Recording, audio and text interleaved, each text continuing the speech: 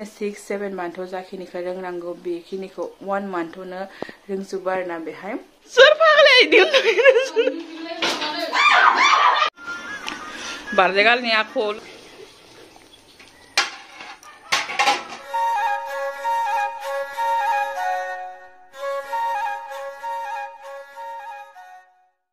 Hello everyone, welcome back to my YouTube channel. Kunbai boy nisimba. To final nisimla hai bone bahor ba ai to noi botora okha arena okha gano rongla फिसा फिसा. Dina माबोरै थाङो video आं start खालामबाय नोंथांमोना जायफ्रा मोजां मोनो नायनानै जोबजासिम नायबानो जाबाय. नंगुमैनि पेकिं लोगोफोर.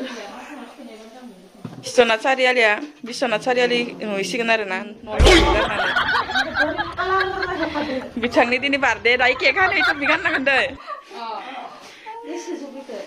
बिसोर आगैयाल'सो थालांसिगोन आरो सासे दंबाय उन्दुयैबाय खोमा मालाय ओंखाम जाखांनायनि दसे उन्दुयो बिथाङा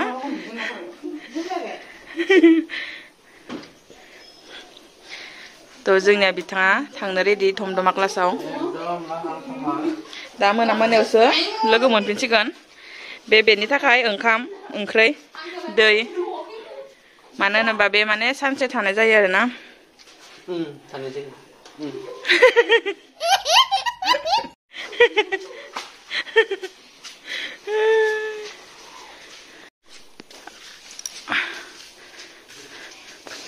याव उनसिआं फुङाव माने मोनसे बेच बेलासे मोनसे बेच खालामनाय जायोना ओमफ्राय थांलाय फैलाय खालामनो उसुबिदा ओंखायनो ओंखाम हरफायो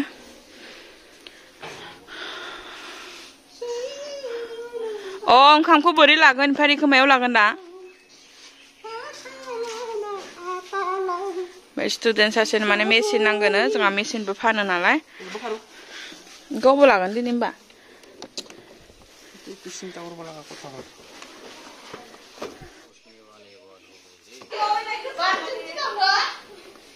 मारै लांगोनलै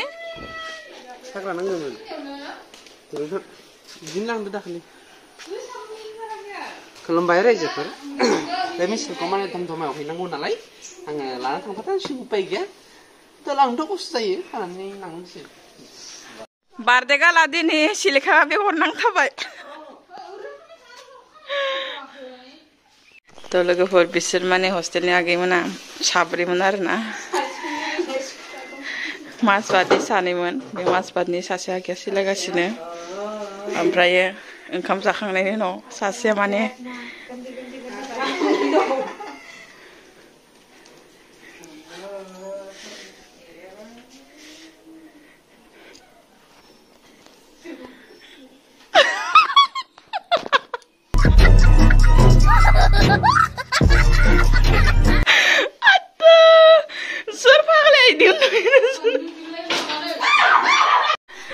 आत्मानि मिउजिक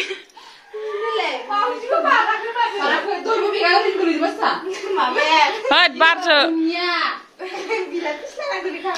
बिथाङा मालाय गोजानाव उन्दुदो दायो मालाय आत्मायानो फैबायनो ओइ जायाखै दिनै खाजायानो थालांबाय मायाव होगोन नायखोलाय अखा थाइफ्रिबायानो सा आरो बाजार खालामनो मनायानो गैयाथ' आरो नाङालै गावदा मा अखासो फैलायलांगोन नोंनि माबा खानायफोरखौ दोन दा टेक्स सायनानै गलांबा आं पातालायानो मोजां होनबाथाय बोरैबालाय मानसियालाय खयला लानो खयला मेसिन गंसे मेसिन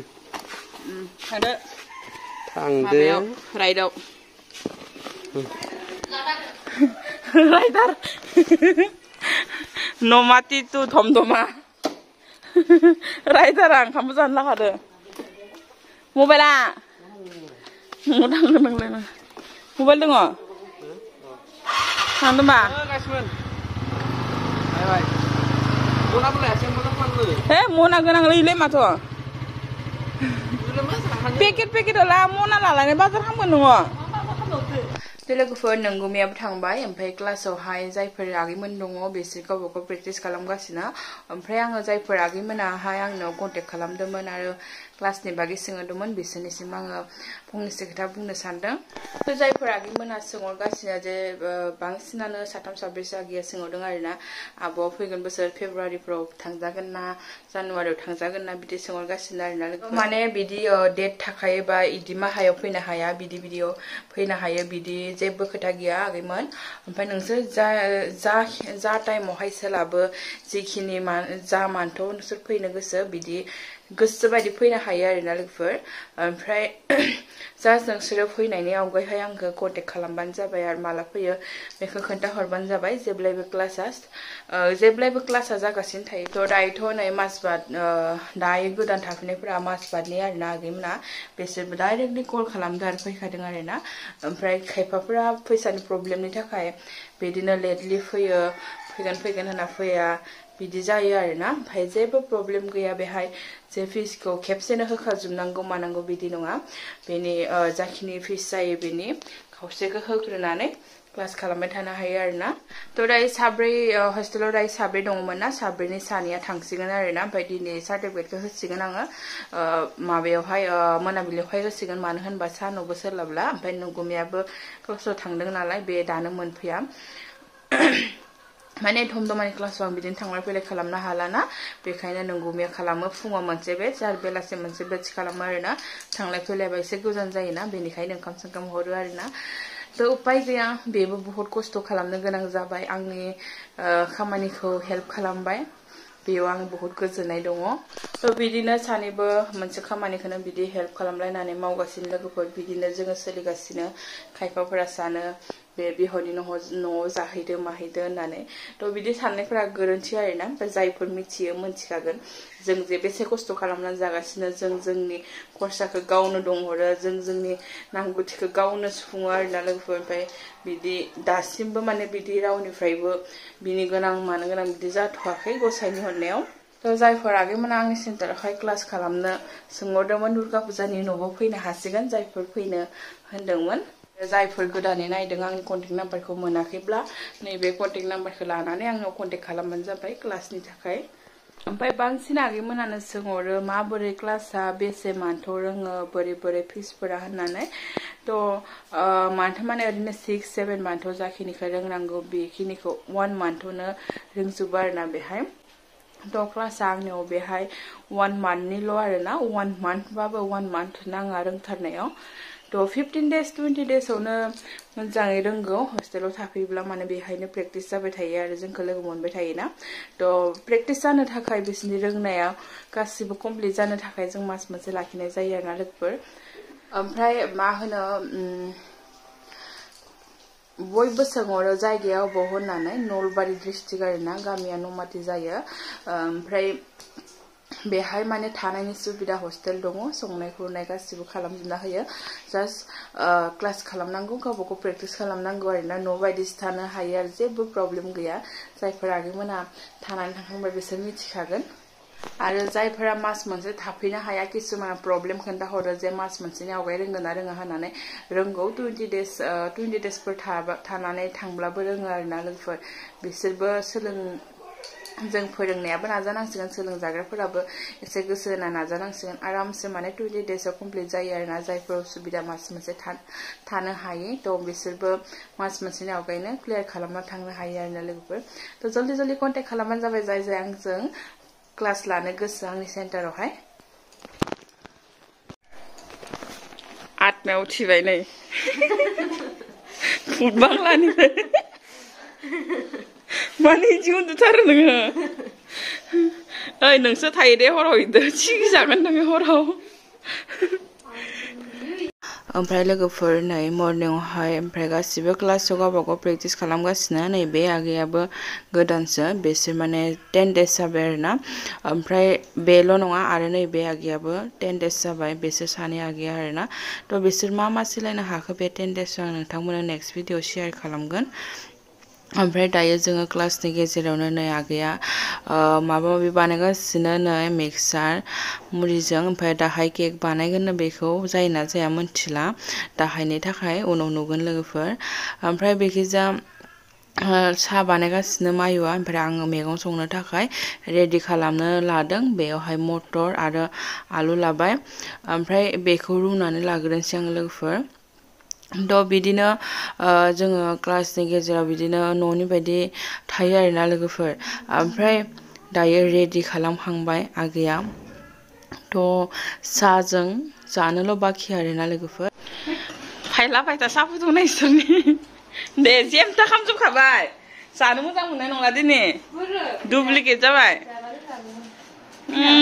इमान मोजां आखाइ लगायदोबा गारबा थानानैनो आलु जाबासो गम मोनगोनलै माबा सुना फैदो साबोनदो सुना फैग्रो नोङो पापर जल्दी जेमथा जाबाय अ सायो माने सायो बिथा फुदुंनाय सापात बिना सापात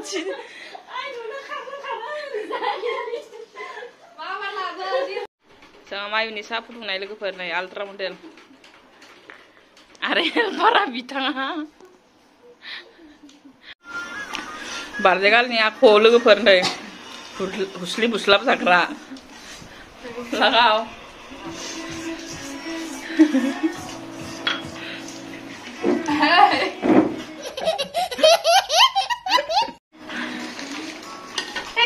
लोगोफोर दायोथ' साहा लोंखांबाय ओमफ्राय आङो दिनैहायबो गैया नालाय ओमफ्राय आंनो संनोसै मटर आलु घुगनि बानायनोसै आरोना थ' लोगोफोर आङो जल्दी साहा लोंखांनानै ओमफ्राय ओंख्रिखौ संनो रेडि खालामबाय ओंखामखौथ' आइया संना गालांखादों ओंख्रिल' संनो बाखि थ' आङो जाबायदि जानो लुगैदोंमोन बेफोरबायदिनो संनो स्टार्ट खालामबाय ओमफ्राय नोंथांमोननि सेराव आङो बेखौनो बुंनो सानोदि जेन'बा आं दिनैनि फुल भिडिअखौ माने दिनैनि दिना बोरै थांखो बेनि फुल भिडिअखौ होजोबनो हानाय नङा मानो होनोबा भिडिअआ बे बहुत गोलाव जागोन ओमफ्राय दायोथ' नै सानसेयावनो जों बिदिनो आगैनि एसे बार्थडेमोन जोङो फिसा सेलेब्रेसन खालामनो सानदोंमोन बाट जाया मिथिला ओमफ्राय सार्टिफिकेटबो होनो दङ फिसायै ओरैनो खानाबो जानाय दङ थ' नेक्स्ट भिडिअआव आं नोंथांमोननो शेयार खालामगोन बेनि ससे भिडिअखौ लोगोफोर नेनानै थाबानो जाबाय दे ओमफ्राय ओंख्रियाथ' मोनबायानो जों जाखानोसै लोगोफोर जानाय लोंनायखौ दा बे भिडिअ देखायथ'ला थ' नेक्स्ट भिडिअ थाबैनो लोगो मोनगोन लोगोफोर